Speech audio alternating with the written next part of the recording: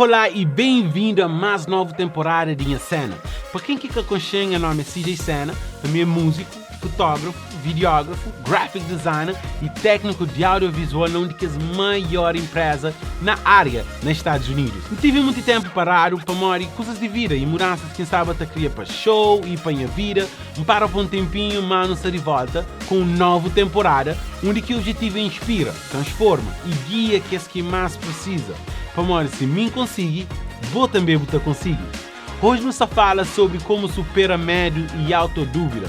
Nós também fala de obstáculos que te podem impedindo de alcançar todo o nosso potencial. Por isso, cá sintonizar. Bye!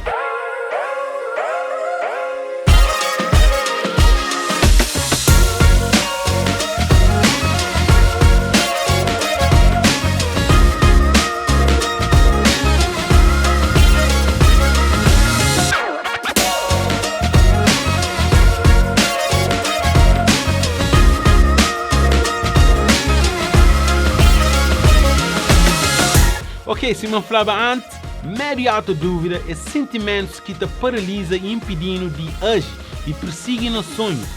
Mas é importante lembrar que esses sentimentos são somente pensamentos na nossa cabeça. Esse que está definindo, ok?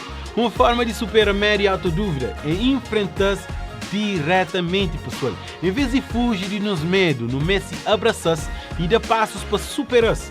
Isso pode significar dar passos pequenotes, fora de nossa zona de conforto e gradualmente construir nossa confiança.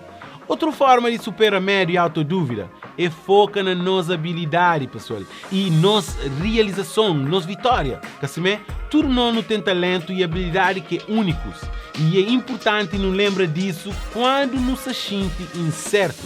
E para finalizar, é importante não ter pessoas positivas na nossa vida. Pessoas que te acreditam em nós e na nossa habilidade. Isso pode ajudar-nos a aumentar nossa confiança e dar-nos coragem para perseguir nosso objetivo. Se manda futuro bem, obrigado por ver nos vídeos. E lembra, medo e autodúvida é sentimentos natural, é normal, mas esse que me está impedindo de nada. Enfrentar-se diretamente, foca na boa habilidade, cerca de pessoas positivas para poder superar qualquer obstáculo e alcançar todo o bom potencial. Subscreve no nosso canal para mais inspiração semanalmente. Esse é o boy CJ, you know what time it is. Bye!